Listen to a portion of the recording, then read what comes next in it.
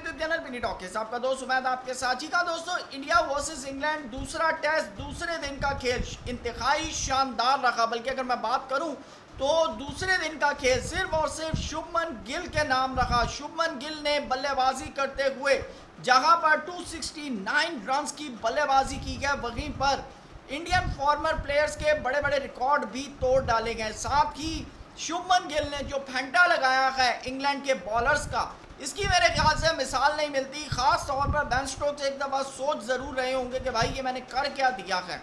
जी हाँ, क्योंकि इंडिया के 587 रन्स के दिफा में, जी हाँ, आपको बताते चलें कि अभी तक इंग्लैंड के 3 खिलाड़ी जो है वो आउट हो चुके हैं। जी हाँ, और साथ ही साथ शुभमन गिल ने कौन से रिकॉर्ड बनाए हैं वो आपके सामने रखेंगे। और सबसे अहम चीज़ कि क्या इंग्लैंड इस रन्स को चेस कर पाएगा, ये एक सबसे बड़ा अहम सवाल है। क्योंकि बेसबॉल क्रिकेट के चर्चे दुनिया में होते हैं, लेकिन अभी आपने पिछला मैच भी देखा जहां पर इंडिया ने 5 सेंचुरीज बनाई, लेकिन 5 विकेटों से ये मैच हारा है। लेकिन इस मैच का नतीजा क्या निकलने जा रहा है, इसके ऊपर डिटेल में आपके साथ बात करेंगे। चैनल पे नए आए हैं तो इसको सब्सक्राइब करें, वीडियो पसंद आए तो लाइक भी करें और कमेंट सेक्शन में अपनी कीमती राय से ज़रूर आगाह कीजिएगा। दोस्तों, सबसे पहले तो बात करते हैं शुभमन गिल की। जी हाँ, शुभमन गिल ने इंडिया के खिलाफ सबसे हाईएस्ट, इंग्लैंड के खिलाफ सबसे हाईएस्ट रन्स बनाए हैं। और सबसे अहम चीज़ कि ये रन्स सीना कंट्रीज के अंदर बने गए। जी हाँ, बर्मिंघम के अंदर सबसे हाईएस्ट रन्स बनाए गए, 269 रन्स की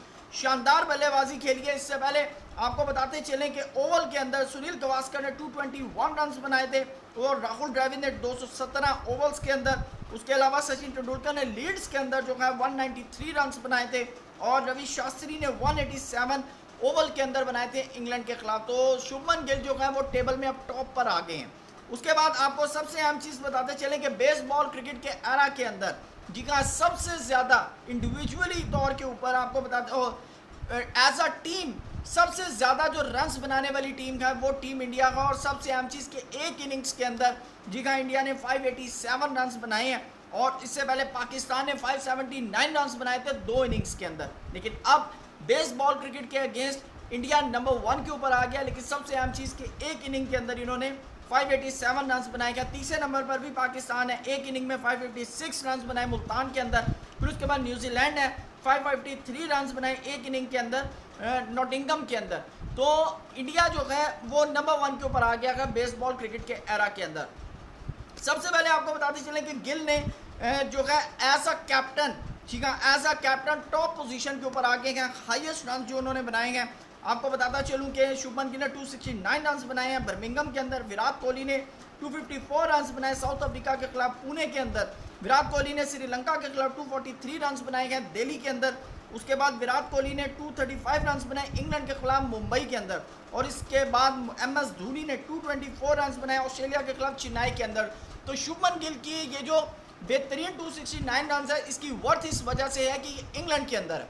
जी हाँ, इससे पहले जितने भी कैप्टन थे उन्होंने जो रन्स बनाए हैं वो इंडिया के होम ग्राउंड के अंदर बनाए हैं। और वैसे भी इंडिया के होम ग्राउंड की एडवांटेज के हवाले से जो है वो हमेशा तारीफें होती हैं। सिर्फ एक न्यूजीलैंड था जो इंडिया को वाइट वॉश करके गया था। बहरहाल ऑस्ट्रेलिया के लिए भी एक पैनिक बटन दब जाता है जब वो बॉर्डर गावस्कर ट्रॉफी इंडिया खेलने जाते हैं। इसी के ऊपर नेथन लॉयड ने बात की थी कि मैं अपने यानी कि कैरियर के एंड के ऊपर बॉर्डर गावस्कर ट्रॉफी इंडिया में ज़रूर जीतना चाहता हूँ। तो यानी कि कितनी हाई क्रूशल इनिंग होती है। उसके अलावा आपको बताते चलें कि as a Indian batter individually तौर के ऊपर सबसे ज़्यादा रन वीरेंद्र सहवाग ने बनाए गए 319, फिर वीरेंद्र सहवाग 309, उसके बाद करुण नैयर ने 303, वीरेंद्र सहवाग 293, VVS लक्ष्मण 281, राहुल द्रविड़ 270 और अब शुभमन गिल 269।